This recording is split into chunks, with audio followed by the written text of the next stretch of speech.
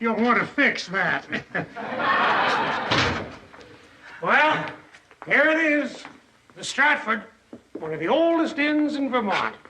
Still standing virtually the same as it was back in 1774. And pretty much the same as when you folks first saw it 2 weeks ago. Yes, to say James Madison once stayed here. Really? Really? See, Joanna, that's great. I mean, just being in a place like this, we're going to know things about James Madison that we'd never know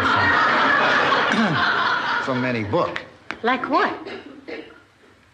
Well, for one thing, he didn't care where he slept. Yeah, you did say there was a caretaker. He's George Utley, yes. His folks have been taking care of this place for as long as people around here can remember. What do you think? I like it. No, you don't. Yes, I do. I'm just as excited about this as you are. No, you're not. All right, maybe not as much as you are, but I'm pretty darn excited. Joanna, we don't have to buy an inn. We'll just forget the whole thing. We'll say we came up for the drive, took in a little scenery, smelled a little fresh air. What about our deposit? Ate a $2,000 lunch. Dick, honey, that's ridiculous. Besides, I have a feeling that you love this place. Yeah. Oh, that's George, the caretaker. George, I'd like you to meet Mr. and Mrs. Loudon. I do. Hello. Looks like they're buying the place. Well, let's say we're pretty close. Shoot, I bet I'm out of work then. Well, not necessarily. We'll still need a caretaker. Yeah, but no raise, I bet. No. Okay. George, before you go, do you mind my asking what you're working on? You know that little doohickey inside a furnace by the door under the screen? I'm working on the thing next to that. Well, he seems like a real knowledgeable guy. Dear, why don't we just go ahead and do this? You mean that? Sure. Now, I'm not saying we won't have doubts. We're used to Manhattan. Our friends are there. Our whole life is there. You realize I'm on the collection committee to 6 different diseases? We have disease here. Not to mention your work. You're used to writing in a tiny little apartment. Who knows if you can write up here? We always say if you can't write here, you can't write. Then there's all the repairs this place needs, which neither of us knows how to do. Well, I have written some how-to books. Unfortunately, you never wrote one on how to change your life. Look, Joanna, there are a million reasons not to buy this place. That's why most people don't. And maybe that's the one reason we should. I mean, we are standing on the threshold of one of the great adventures of our lives. And we have that rare opportunity to pursue the American dream. And all we have to do is just have the courage to say, let's go for it. That's stirring. Where have I heard it? It's from the prologue I wrote to Building Your Own Patio Cover. Right. Are you excited? I'm excited. Mr. Shaver, I guess we'll take it. Goody. Wait! Oh, God, hold everything! You didn't take it yet, did you? Just now, why? Oh, no big deal.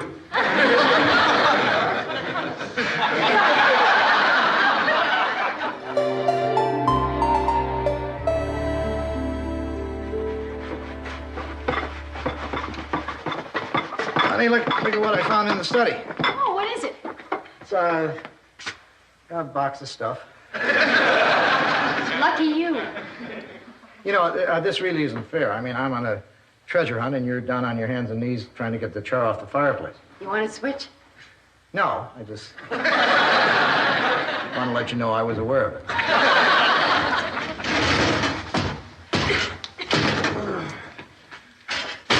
Remind me to fix that.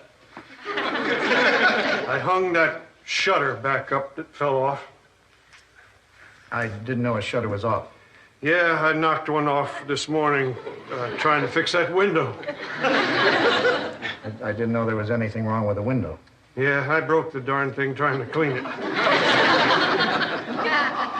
What do you want me to do next? George, you could fix the front door. What's the matter with it? Sticks. Six. Oh, yeah, right. Yeah, I'll get my plane shaver.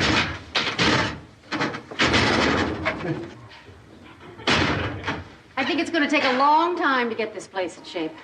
Well, it'd go a lot quicker if we could stop George from fixing it.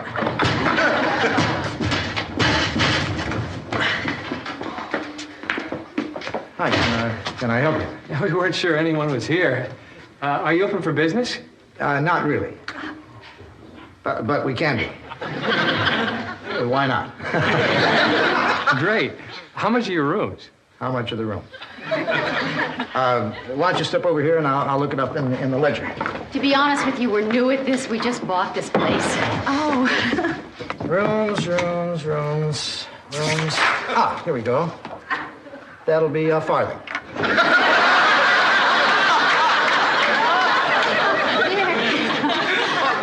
How's 40? Oh, that's a little more than we wanted to spend. How's 20? Hey, 20's fine. Okay, if you just give me your John Hancock. Where? Right there under John Hancock. Okay, here you go. Top of the stairs and down the hall. Thank you. Thank you, Mr. and Mrs. Pomerantz. I'll bring you up some fresh linens in just a minute. Okay, thanks. Dick, we have guests. Our first $20. See, you were worried about the money, weren't you? Honey, we figured this all out. I make enough from writing to take care of this place, whether anybody stays here, and still have money left over for you, name it. Food? Possibly.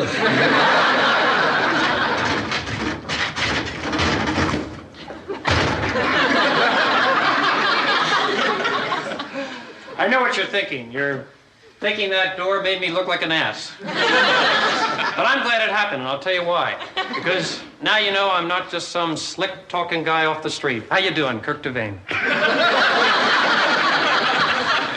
Dick Loudon, and this is my wife, Joanna. Happy to meet you. Happy? Thrilled. I own the place next door. The Minuteman Cafe? And souvenir shop.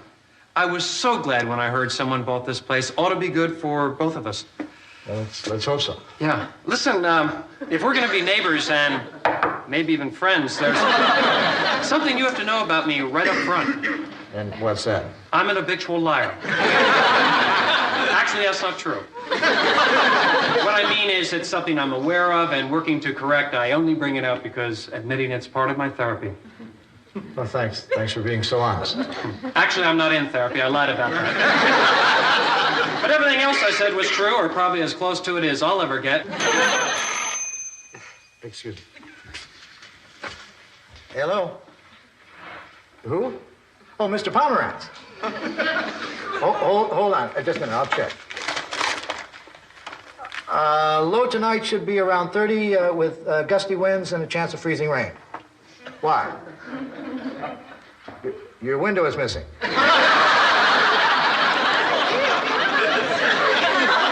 Yeah, I believe our caretaker knows something about that. We'll take care of it right away. No trouble at all. Really, it's not a silly request.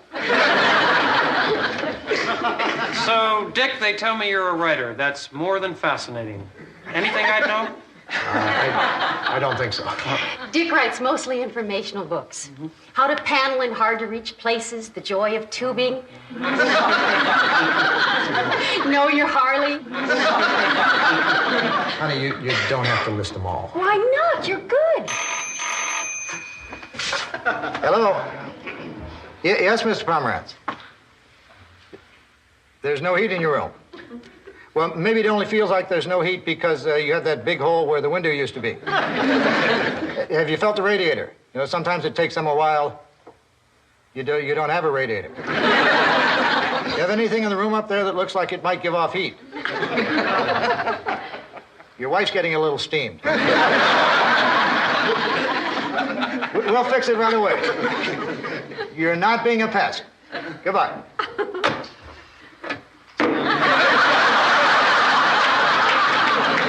Listen, you're busy and I'm bored, so why don't I drop back over another time? Oh, by the way, did I mention your guests get a 10% discount on my place? No, you didn't. Good.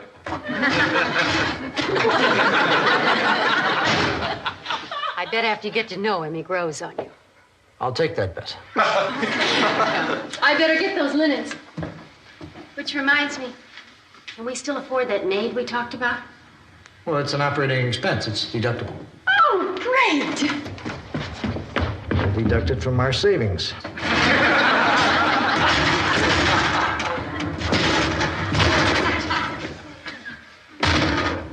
Well, I got my plane. Now, which door was it?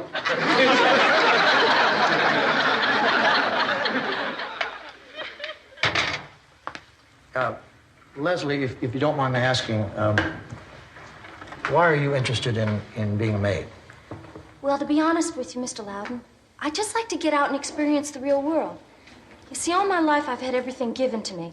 Money, cars, clothes, schooling. I want to find out what it's like to be average. It's fun. I probably don't have a chance, but I'd really like to have this job and I'd work really hard at it.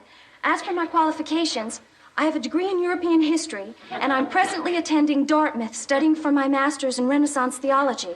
And in my free time, I'm practicing with the hope of becoming a member of the U.S. Olympic ski team. That's basically what we're looking for.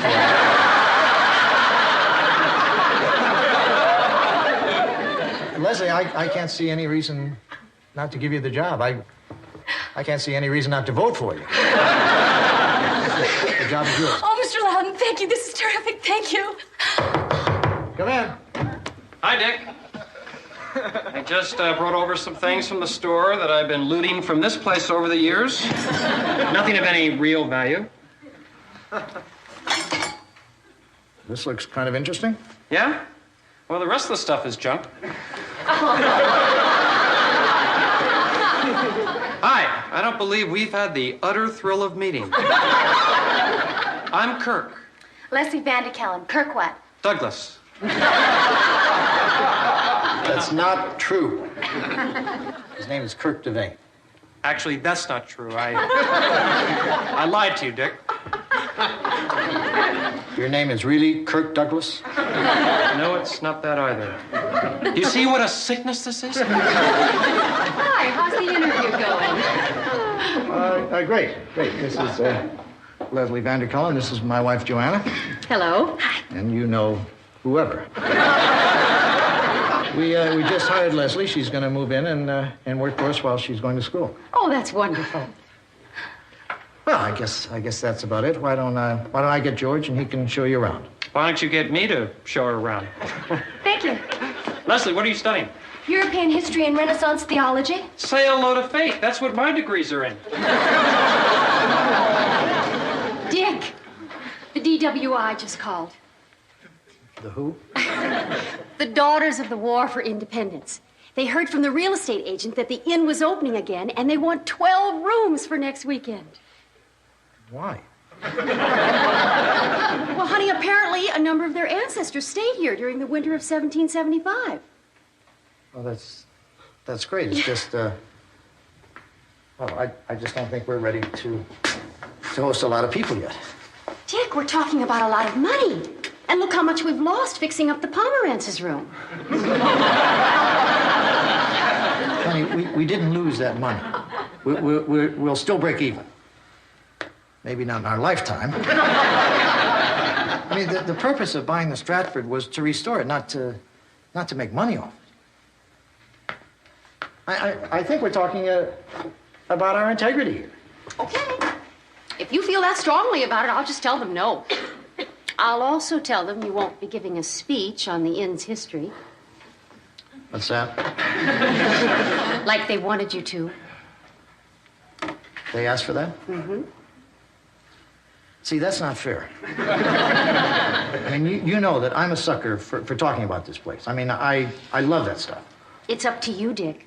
What do you want to do? Well, I've already taken my position. There's only one thing I can do. I'm changing my mind.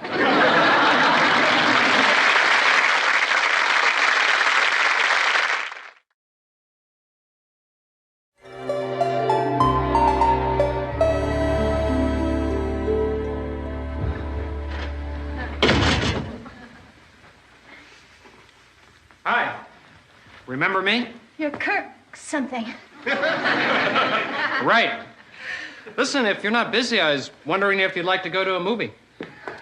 You're joking, right? Right, I meant go get a pizza. I'm waxing the floor. How about tomorrow? Oh, I'm sorry, I can't go tomorrow night. You see, I have this really close friend, and, well, we've been almost like sisters to each other ever since I was 10 years old. Well, the last 2 years she's had this really serious illness, and we didn't know whether she was going to pull through or not. But she did, and she met this really neat guy, and they're really in love, and they're getting married tomorrow night, and I'm serving as maid of honor. Any chance you can get out of it?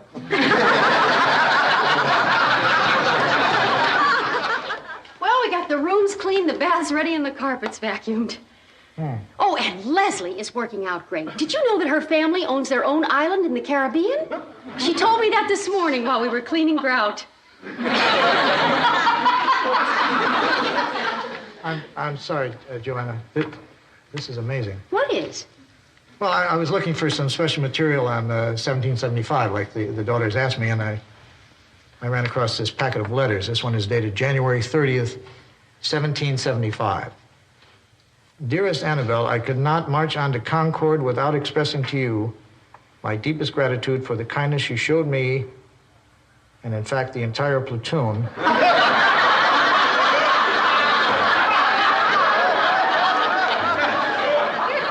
Upon our recent visit to the Stratford Inn. My sincerest regards to all your fine young ladies who understand the rigors of battle and the tender affections which soothes a soldier's heart. Then he goes into more bawdy prose. Dick, what does this mean? I think it means in the winter of 1775, the inn was whatever our forefathers' word was for a cat house.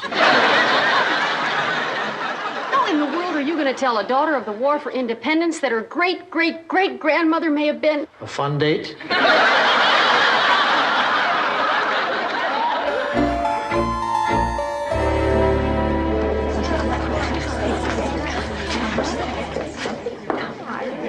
I get you anything?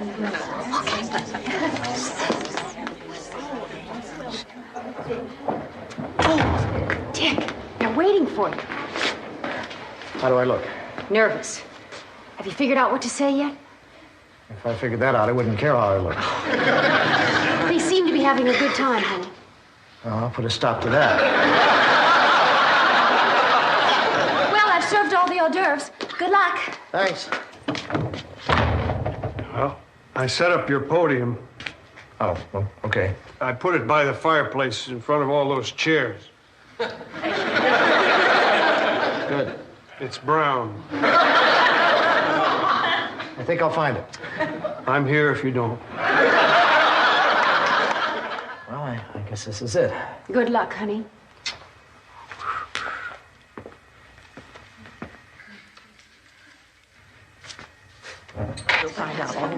Oh, there you are. Oh, daughters, would you please take your seats? Please be seated. Attention, everyone. It's time to start the second half of our meeting.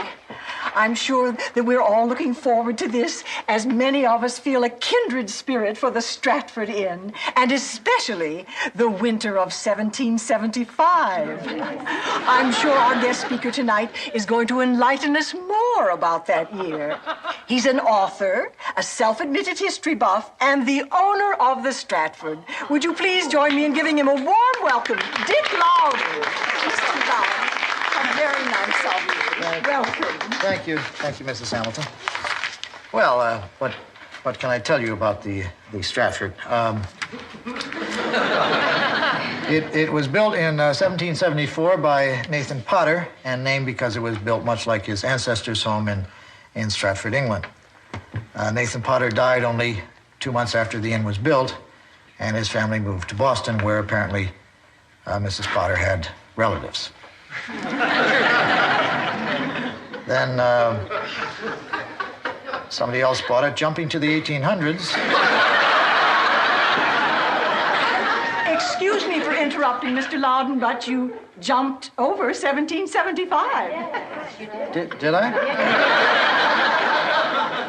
By golly, I did. We're especially interested in that. You see, we know that we have letters from some of our ancestors showing that they stayed here during that winter. And apparently they had a wonderful time.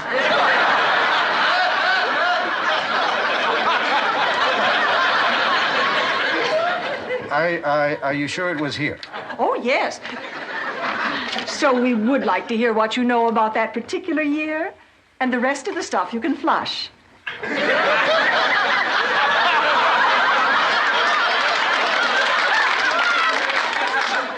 Well, when you put it that way. Before I tell you about the winter of 1775, just bear in mind that there was a war going on, and war, as everyone knows, can be not good. And there was probably lousy weather, which forced them to spend a lot of time indoors. Excuse me again, Mr. Loudon, but just what are you trying to say? It's what I'm trying not to say. Sometimes people think they want to know things, and then when they know them, they wish they didn't. What do you know, Loudon? Well, since you're forcing me to say this, ladies, according to my information, in the winter of 1775, when all your ancestors were staying here, the Stratford was not so much an inn as it was a house of. Let me put it this way: there's every reason to believe you may not be so much daughters of the War for Independence as you are daughters of a 3-day past.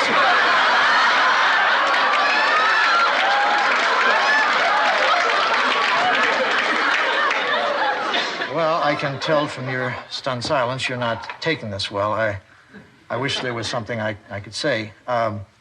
Really, it's not as bad as you think. If you could read some of the letters I read, this place meant a lot to our fighting men.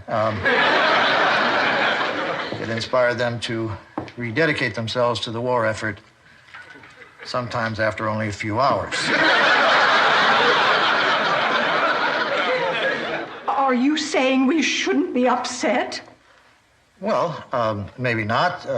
Maybe Vermont wouldn't be Vermont today if the Stratford hadn't been what it was then. My God, he could have a point.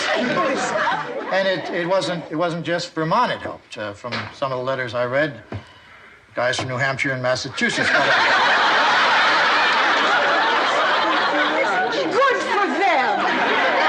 Ladies, let's face it, America might not be America today without the Stratford. And I, for one, am not too proud to tip my hat and say, well done.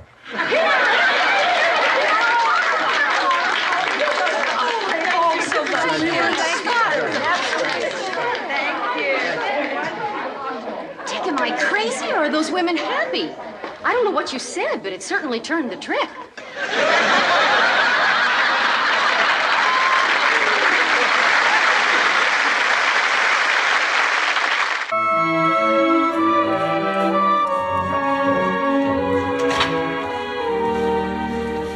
Yo, Joanna.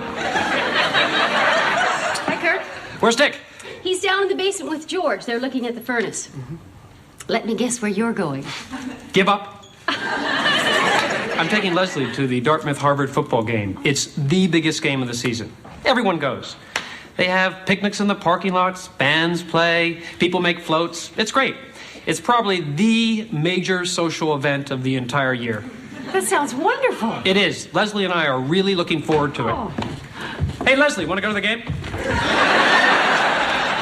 No, thanks. I have to study. Want to buy a blanket?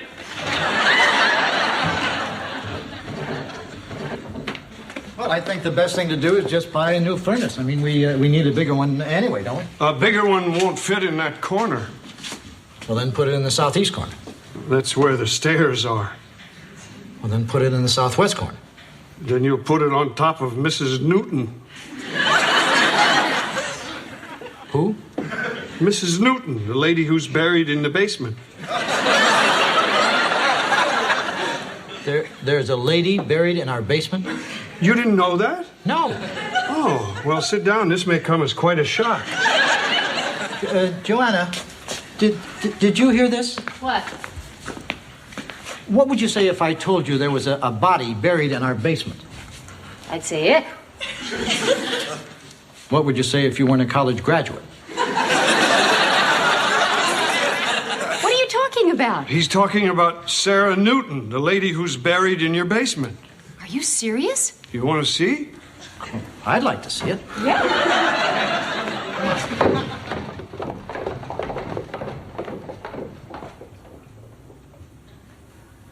Ick.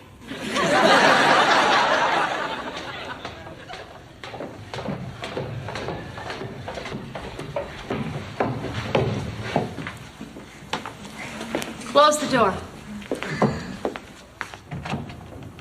George, how come you never told us about this before? Everyone in town knows the Stratford Inn has a body in the basement. How long has she been down there? It must be close to 300 years. Everyone in town knows that.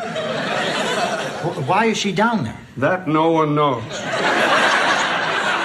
I can't understand why nobody told us about this when we bought the place. Well, maybe they did and you just forgot.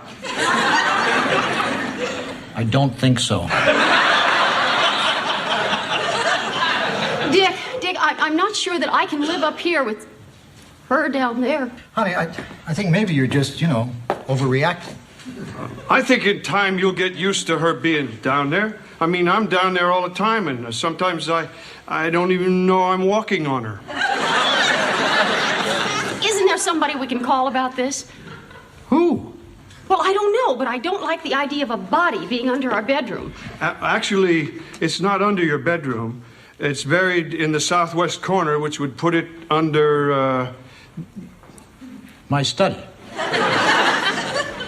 All right, let's not lose our heads about this.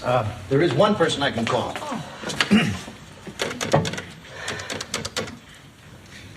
Mom?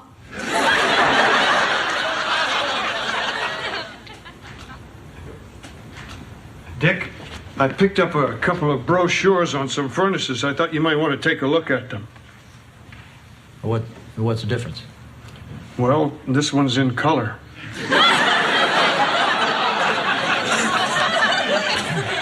No, I meant in the furnaces. Oh, well, this one here is made in Europe, all foreign parts. If it ever breaks down, it could take weeks, maybe months to fix. And what about this one? That one's perfect. Then why don't we get this? It's $10 more. Let's get it anyway. First class. I like that.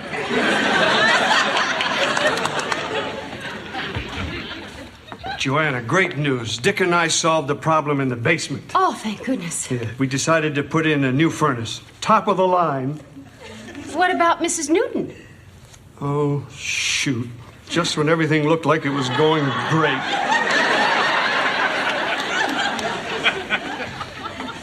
Hi, honey.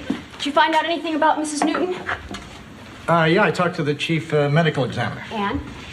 Well, apparently there's a rule in the county that you can't take anything out of the county that was in the county before the county was a county. How'd you do? Well, I started off at the town hall. Everybody there knew about Mrs. Newton, but nobody knew what to do about moving her. They suggested that I try to find out if she still had any relatives in the area. So I went to the Hall of Records.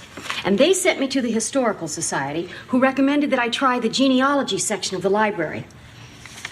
You did all that in one morning? Yeah, I'm surprised all you did was make a phone call.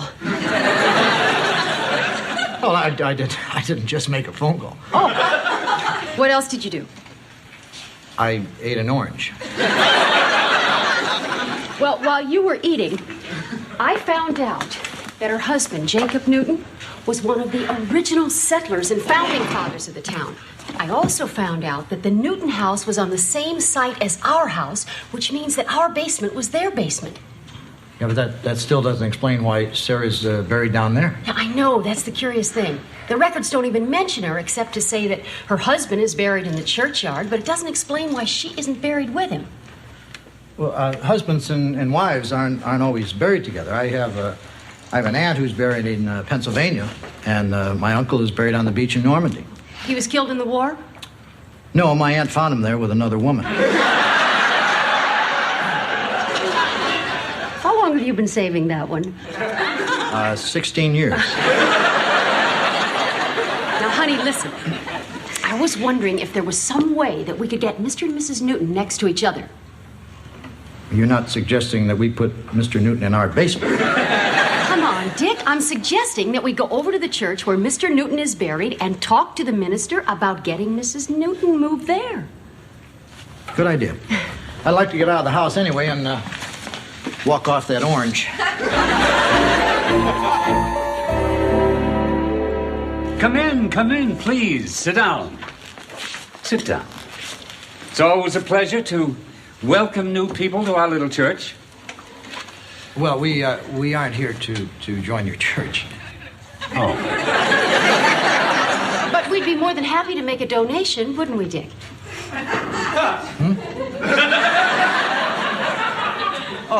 Sure. Well, unfortunately, I only have a 20. But I'm sure it'll be put to good use. Yes, thank you. Now, how may I help you?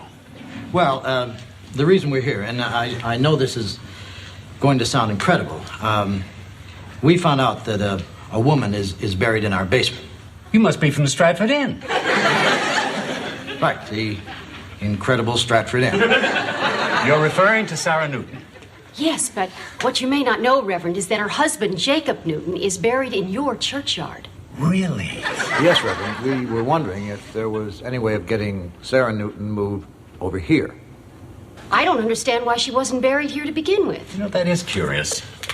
Maybe there's something about it in the old church record. Do you know approximately when she died? We know exactly when she died, the 1600s. The late 1600s. Let's see, late 1600s. Here we are. Nesbitt, Nettles, Newton. Jacob Newton, born 1656. What does it say? Oh, the usual thing about being pious and God-fearing. Yes, Sarah Newton, born 1660, died 1692. Uh-oh. What's the matter? She was refused church burial. Refused? Does it give a reason? Yes, very good one. She was a witch. Ick.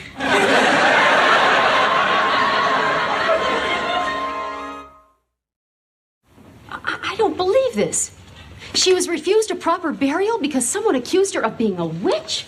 Oh, that is the most ridiculous thing I've ever heard. Well, maybe now, but in the 1600s, it was a real sticking point. Well, what did they do? Burn her at the stake? Oh, come now, Mrs. Loudon. They never burned witches at the stake in this country. This is America. What did they do? They hung her. Of course, afterwards, the mob did wander over and burn down her house. Well, I suppose after a hanging, it's kind of hard to just go home and kick off your shoes, you know? Well, at least now we know why she's buried where she is. That poor thing. What could she have done to make people think she was a witch? Well, let me see if it's here. She was seen burying a cat at midnight. She made a lady's hair fall out. And she was accused of turning someone's son into a badger. And that's it? Well, honey, if she really turned a kid into a badger... This whole thing is preposterous. Oh, Reverend, surely you can see how unfair all these charges were. Well, of course, but unfortunately she is still listed by the church as a witch. Well, isn't there anything you can do to get Mrs. Newton's name taken off the witch list? Well, one way is to go to the church's executive council and have the name stricken from the record.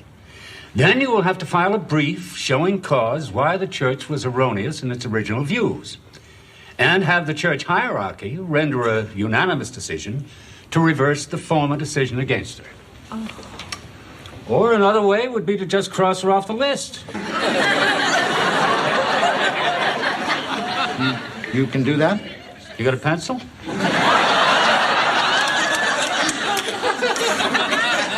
You mean that's it? That's it. And now you'll let Mrs. Newton into your cemetery? We'll be happy to. Oh, this is very kind of you, Reverend. Thank you so much. You're very welcome. Reverend, it's a credit to you that you took a stand in clearing Mrs. Newton's name. Please, these aren't the Dark Ages. This is the 20th century. We consider ourselves enlightened. Good day. Oh, by the way, you aren't going to do this after dark, are you? No, why? It's bad luck to move a witch at night.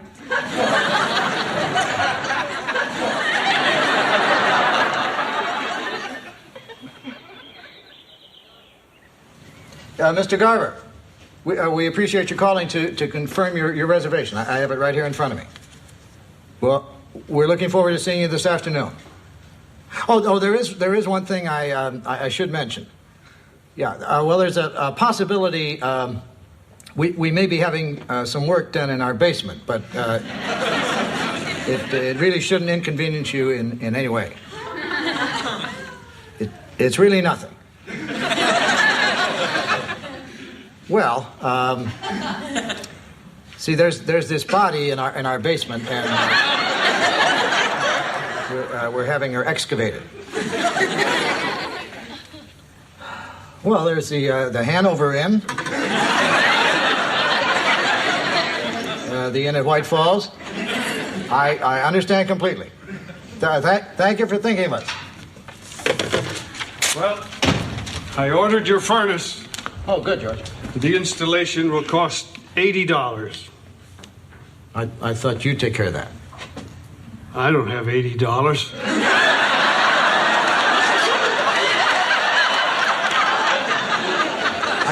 I thought you'd install it.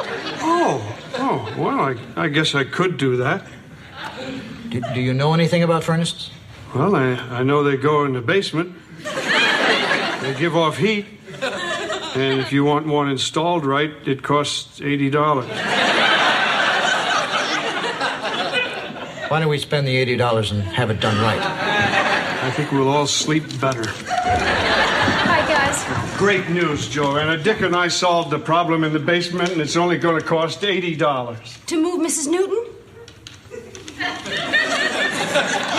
You know, I don't think I'm going to tell you good news anymore.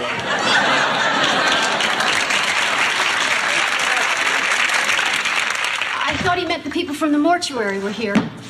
No, they should be here any minute. Oh, I'm going to be so relieved when this is all over. You know, the more I learn about Sarah, the more attached I feel to her. You've really been reading up on this. Well, I can't sleep at night. I have to do something. Did I tell you that she had 7 children? 2 of them almost died of consumption, and she nursed them back to health. On top of that, she taught them all to read and write. She made all their clothes. She grew all their food. Then they accuse her of practicing witchcraft? It's ridiculous. I agree. When would she have found the time? Hey, Leslie. Thanks a lot for doing that. For showing you Mrs. Newton? No, for going down alone in the basement with me. Great grave, Dick. Thanks, Kirk. That means a lot coming from you. So, who did you find to replant her? Kirk, please, we're trying to handle this with as much dignity as possible. I think the kid from the mortuary's here. The kid? Come on, Leslie. I don't think the Gardendale mortuary is going to send over a kid.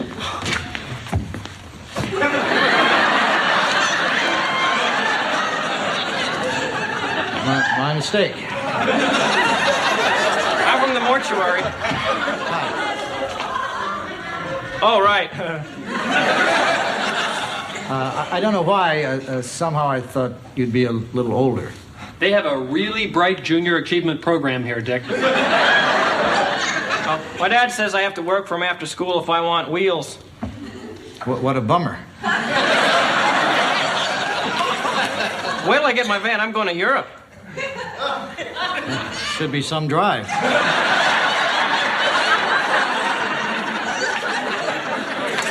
So, where's the loved one?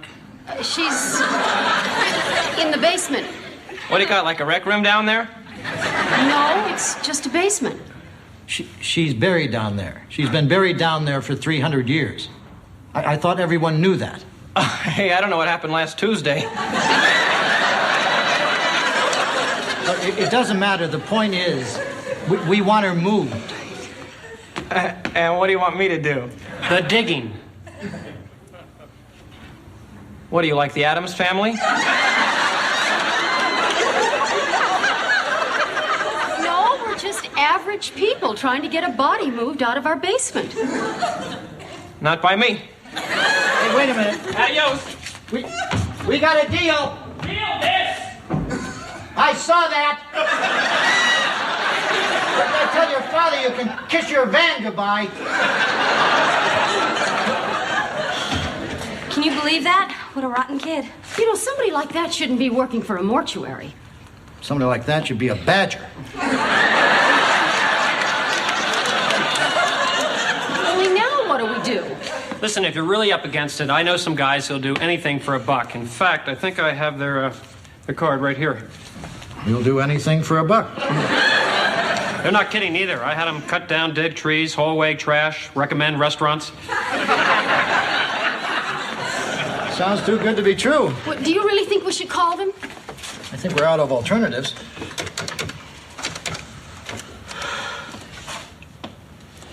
Hello? Is this anything for $1? Yeah, my name is Dick Loudon. I'm the owner of the Stratford Inn. Yeah, there's something we have to have moved. Not until next week. There's no way you could do it sooner. Well, it's a 300-year-old corpse that's buried in our basement. 5 minutes would be fine. No, actually, we thought we'd pay you.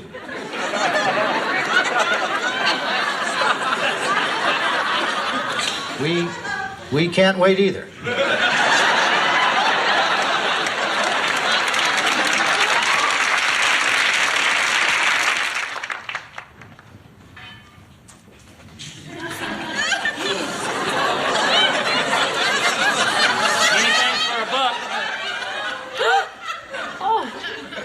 Oh, yes.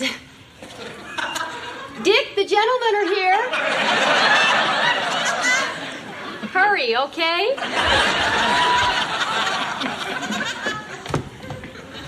Oh, boy. Hi, I'm Larry. This is my brother Darryl. That's my other brother Darryl.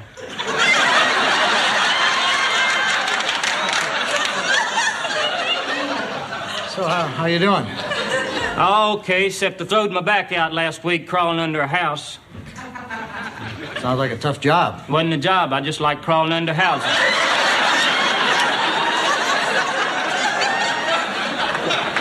Where's the little lady? Mrs. Newton is down those stairs. Thank you. If you don't mind my asking, how do you go about this sort of thing? Well, we usually just wait till we get down there to see what's the most fun.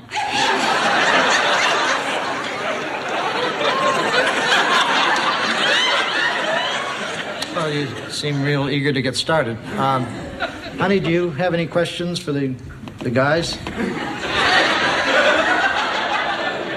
Do you have any questions? Dig her up, right? Right.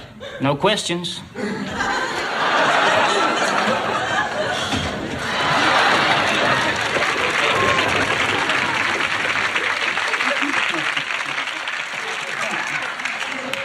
We're doing the right thing, aren't we? Honey, we talked this over. You wanted her next to her husband. You're right. You're right. So if it's right, why do I feel so awful? Honey, a lot of times when you do the right thing, it makes your flesh crawl. it's not that. It's just that things have changed since we started this. I mean, now we're talking about a real person. A woman that I have come to know and care about. I mean, Sarah was a wife and a mother, and she suffered a lot of indignity, what with being hung and all, and I think maybe we should reconsider. You mean leave her down there?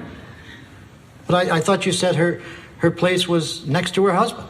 Well, her husband was a jerk. What are you talking about? Okay, where was he when Sarah was being tried as a witch? Did he speak up for her? Well, maybe he couldn't speak up for her. Why not? Who knows what she turned him into? No, it's not funny, Dick. Well, I thought you said you couldn't sleep at night knowing that she was down there. Well, now I'm not sure I could sleep nights knowing we moved her. I guess I'm starting to feel protective. Nobody else ever looked out for her. You're serious about this? Yes, I am. You understand, don't you, honey? Oh, of course. I don't know how to break the news to Larry, Daryl, and Daryl. Guys, you want to come up here a second?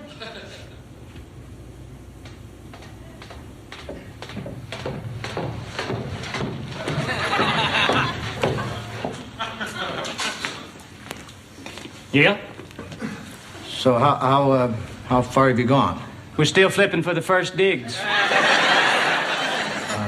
I don't know quite how to tell you this, but my wife and I, we've changed our minds about moving Mrs. Newton. This comes as quite a shock. But of course, we'll be glad to pay you for your time.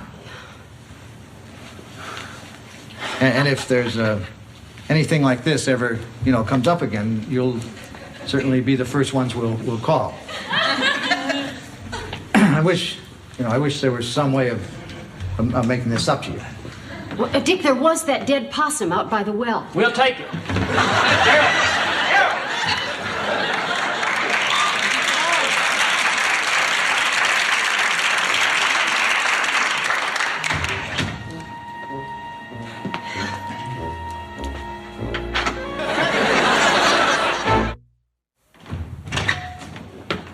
Dick, the men are here to put in the new furnace.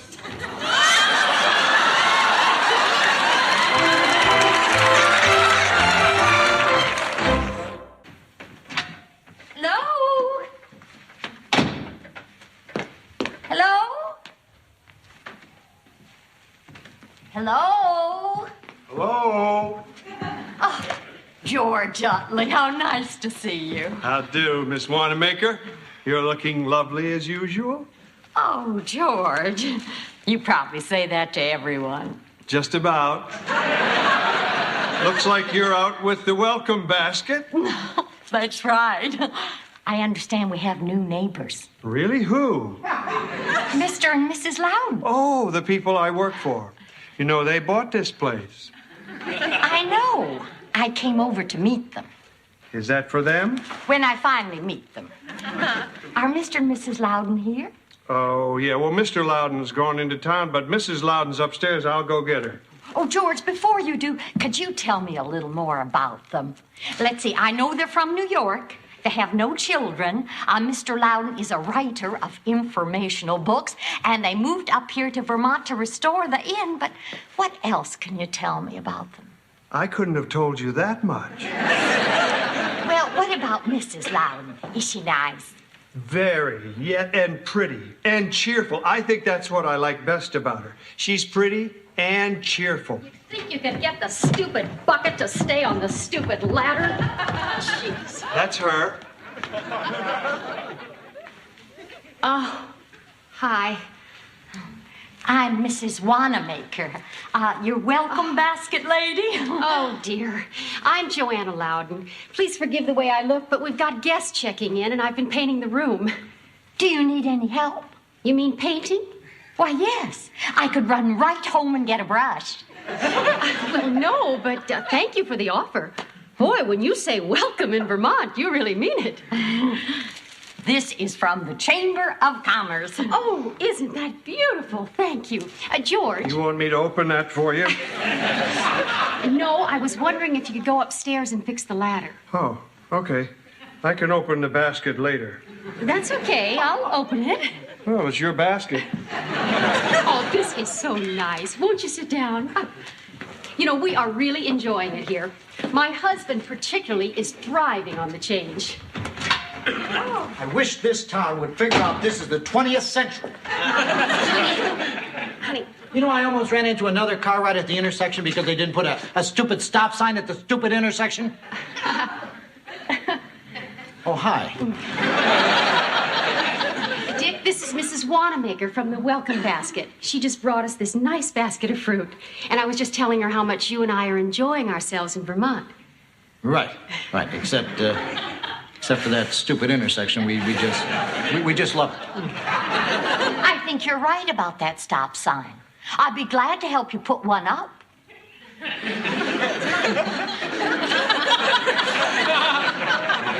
Are you with the traffic commission? Oh, no. I meant if you got one, I could hold it while you hammered it into the ground. Well, that's very generous of you. You know who could really help with that stop sign is my husband. He's on the town council. He'd know who to talk to about this.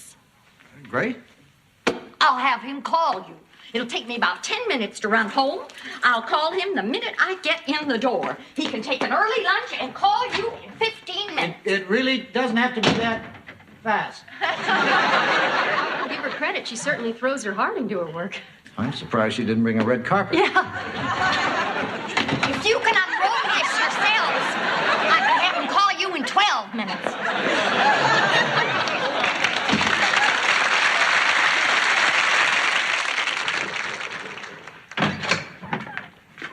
Hi, Leslie. I see Dick's got you clean up after him. It's my job, Kirk. I'm the maid. Right. Where's Dick? Outside talking to some men about a stop sign for the corner. He almost had an accident this morning. I wonder how many times I've begged them to put a stop sign out there. Well, Dick's talking to the road commissioner. Maybe you should go out and join them. I can just imagine what the road commissioner would think if he saw me coming. The man who's been hounding him, Mr. Safety Fanatic. Kirk, you really haven't been hounding the road commissioner, have you? No. Hey, you don't have to lie to make me like you. God, you're good for me. Hi, Leslie. Your study's all dusted. Oh, good. Hi, Dick. Hi, Kirk. Hi, men. I gotta get back to my cafe before I'm swamped by hungry townsfolk. I just dropped by because I heard you had an accident this morning. I wanted to make sure you were all right. It wasn't an accident, and I'm fine. Well, my heart has stopped pounding. You're a good neighbor, Kirk. Good neighbor, working on being a great one. Bye, men. I'm sorry. You know Kirk? Yeah, we do. Good. Then I don't have to explain. Mr. Loudon, I appreciate your calling that intersection to our attention. Well, I appreciate your coming over so quickly, and Mr. Wanamaker, I appreciate your taking off the whole day from work. You and your wife have really been wonderful. I've never seen such dedication to a welcome basket in my entire life. As road commissioner, I'm prepared to recommend a stop sign for that corner to the town council. Well, if you let me know when that is, I'd like to be there. That shows civic conscience, Dick. I guess what impressed us is that you not only recognized that a problem existed, you offered a solution. That shows vision, Dick. We could use a man like you on the town council.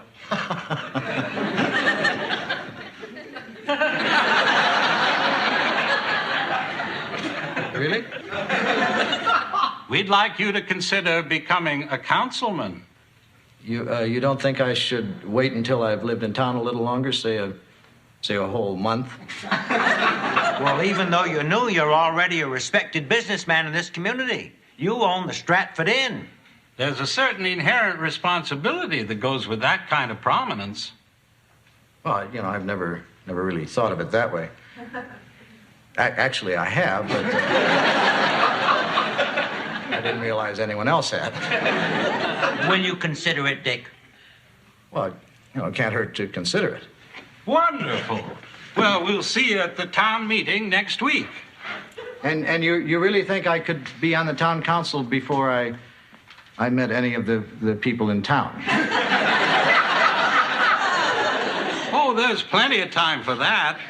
The council's very important, Dick. It's the heart and soul of this town. You'll be following in the footsteps of the great leaders of Vermont. Well, I guess I would have.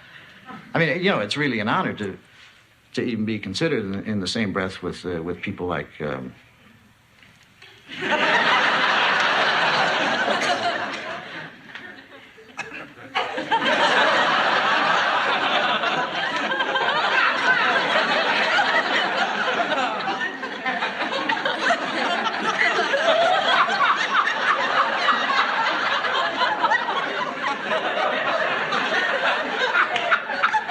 Ethan Allen. And his Green Mountain Boys. Thank God.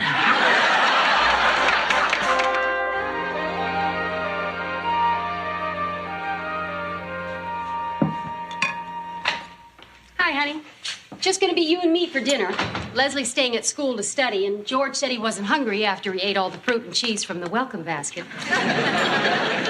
Fine. You want to toss the salad? Sure.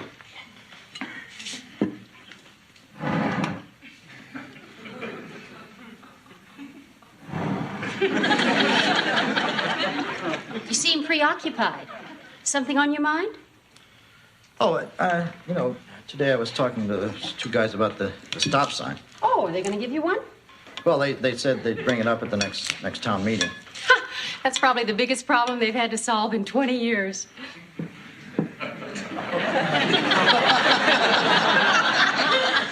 What's that supposed to mean? I was making a joke.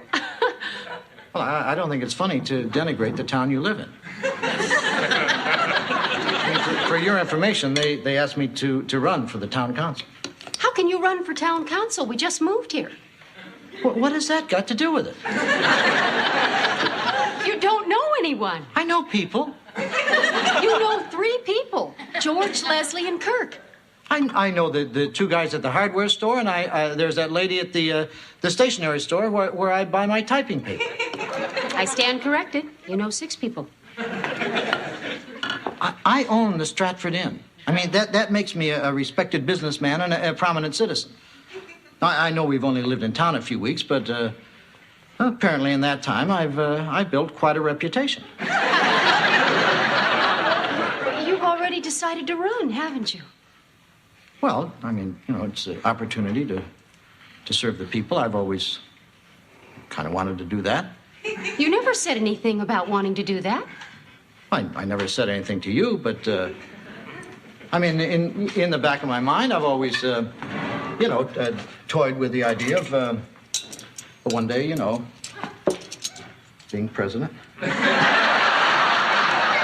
What?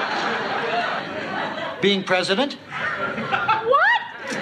All right, I know that may sound a little crazy, but when I was discussing that stop sign today, I felt a real sense of purpose.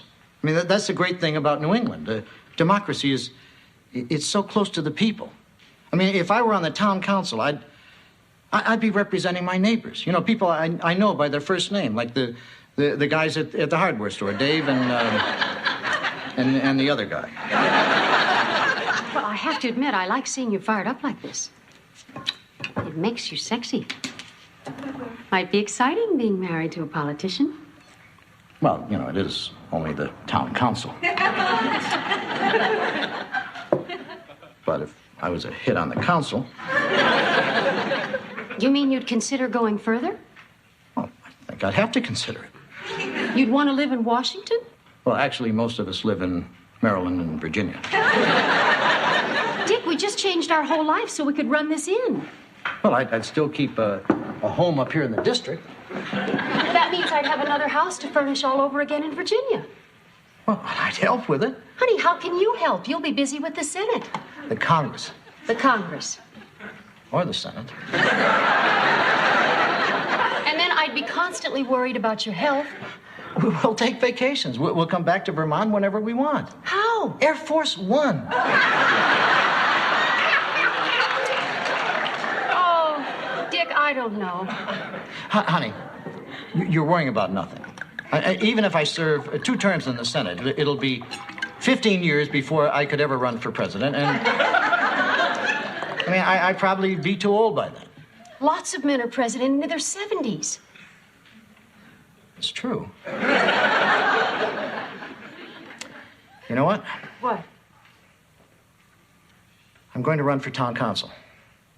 Just promise me you'll be careful. I will. Councilman Loudon.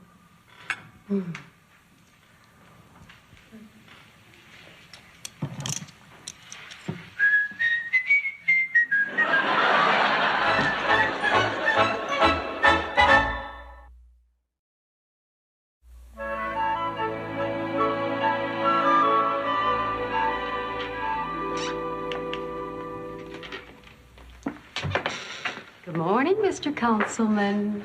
Not a councilman yet. Well, when are you going to announce your candidacy? I want to start bragging about you. Well, I guess I should let everyone around here know.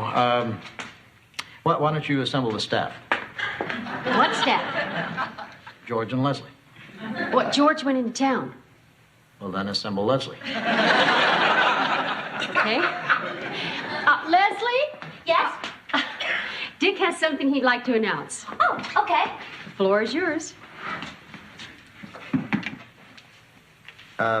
Leslie, as you may remember yesterday, I was talking to those 2 men about a stop sign on the corner. Did you get one? Congratulations. Well, that hasn't been decided yet. Oh, that's not the announcement? I'm sorry, I interrupted. Anyway, the 2 men, Mr. Dixon and Mr. Wanamaker, they like my idea about the stop sign, and they, generally they like the way I handle myself. And they asked him to run for town council. Congratulations.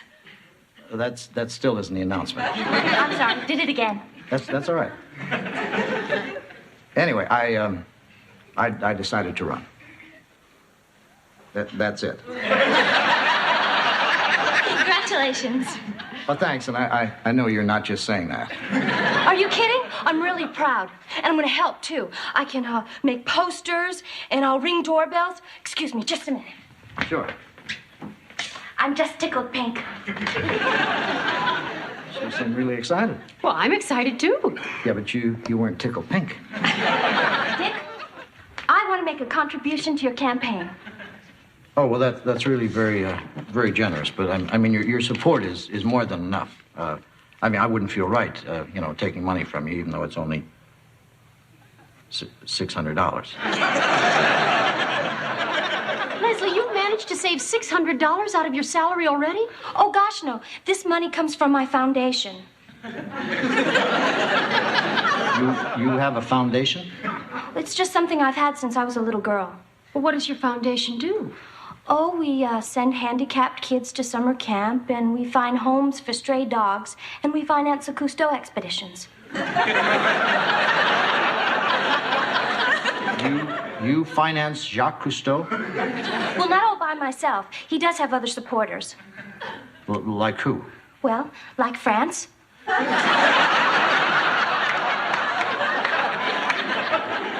Leslie, you're a very special young woman. Oh, heck. Mr. Loudon is the one running for town council. Right. So, when do we start our campaign? Well, I suppose at the next town meeting. Oh, that's right. I'm going to have to get something to wear. Joanna, that's a great thing about New England town meetings. They don't pay any attention to the trappings of power. I mean, they're interested in democracy, not clothes. You're right.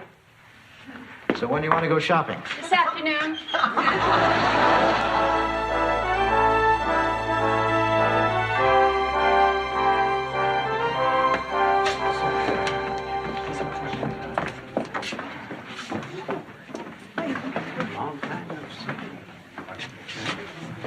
What you reading?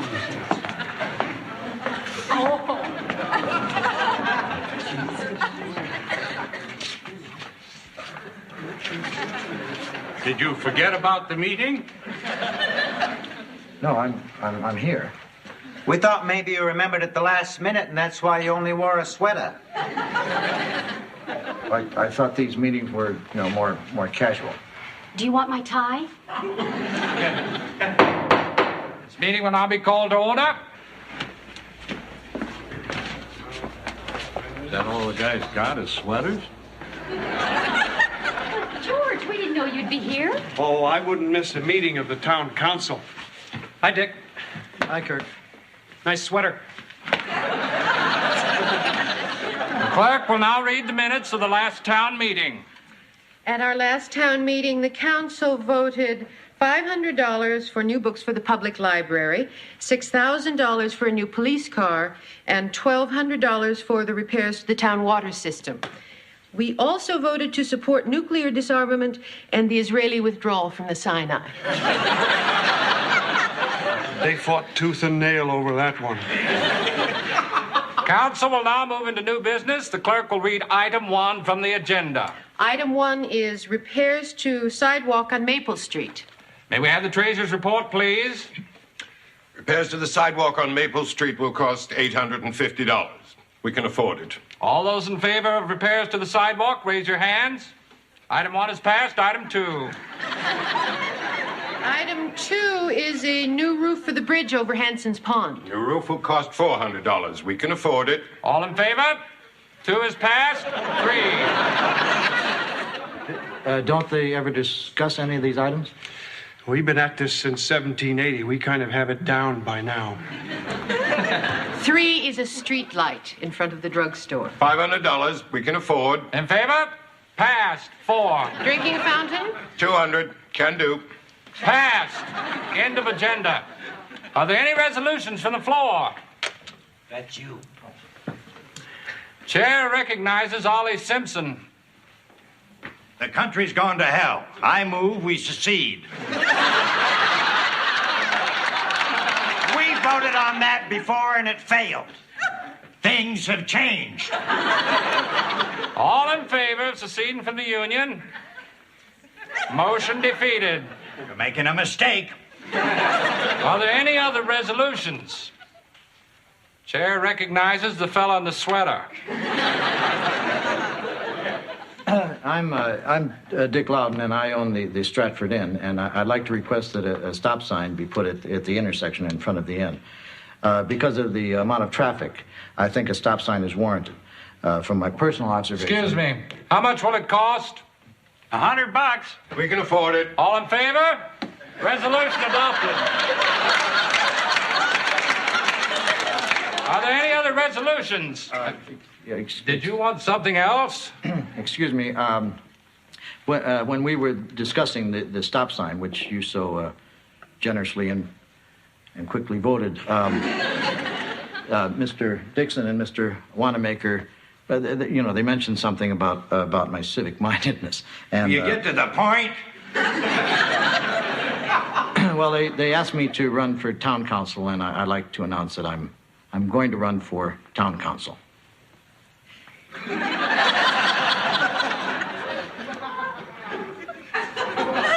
This is my wife, Joanna. Hello. I don't even know when the elections are. We don't have elections.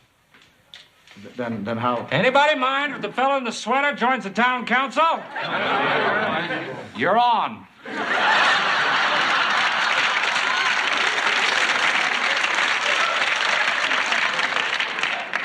I am. Congratulations, honey. But I didn't even get to read my speech. And now, if there's no further business... Wait a minute. Oh, for crying out loud, Dick.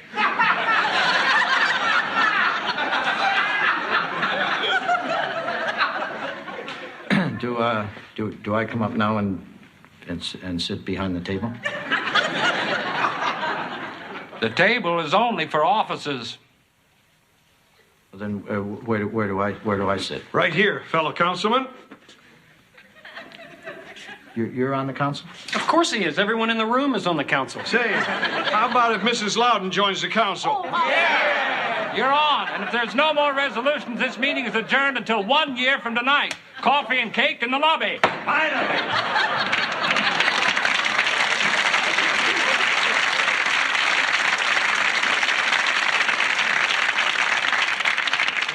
One year from tonight, I thought you met every week. What would we talk about every week?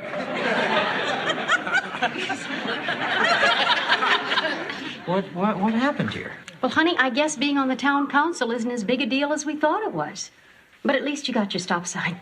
Yeah. Do you want some cake? No, I think I'll just stay here and savor my victory. Congratulations. Thanks. Everyone is really excited about you joining the council. I'm sure.